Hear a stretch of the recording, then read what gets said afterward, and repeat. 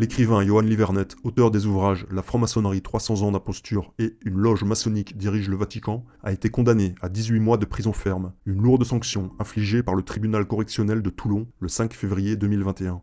De la violence conjugale serait à l'origine de cette incarcération. Selon Livernet, il s'agit d'une simulation d'agression ayant débouché sur cette grave condamnation. Sa personnalité et ses idées politico-religieuses ont visiblement fortement déplu au parquet. Le 2 juin dernier, suite à son procès en appel, Johan Livernet a eu une attaque cardiaque. Le lendemain, suite à une seconde attaque cardiaque, il a été hospitalisé et a subi une très lourde opération à cœur ouvert ayant duré 3 heures. Suite à cette hospitalisation, sa demande légitime de bracelet électronique a été, étonnamment ou non, rejetée, sachant bien que les conditions de vie en pénitencier ne sont aucunement recommandées pour une personne venant de subir une opération à cœur ouvert. Mais la République des droits de l'homme lui ayant refusé le bracelet électronique et l'assignation à résidence, Livernet a été remis en cellule à peine 2 semaines après son opération, malgré l'avis contraire de la cardiologue. Cela dans la plus totale discrétion médiatique.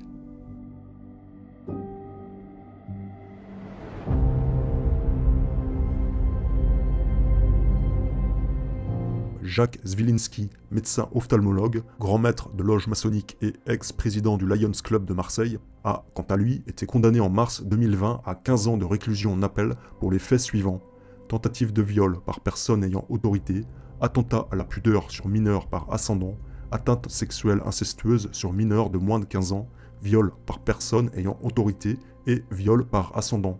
Rien que ça.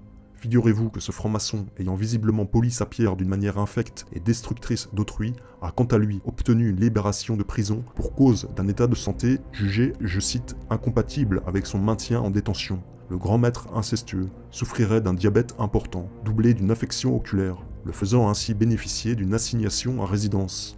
Bien entendu, l'expertise de santé ayant abouti à sa libération a été menée par un médecin proche du Lions Club et des frères Latruelle, les fameux experts chers aux tribunaux, mais surtout chers aux loges. La demande de libération conditionnelle de Johan Livernet est en attente d'une décision à la mi-juillet.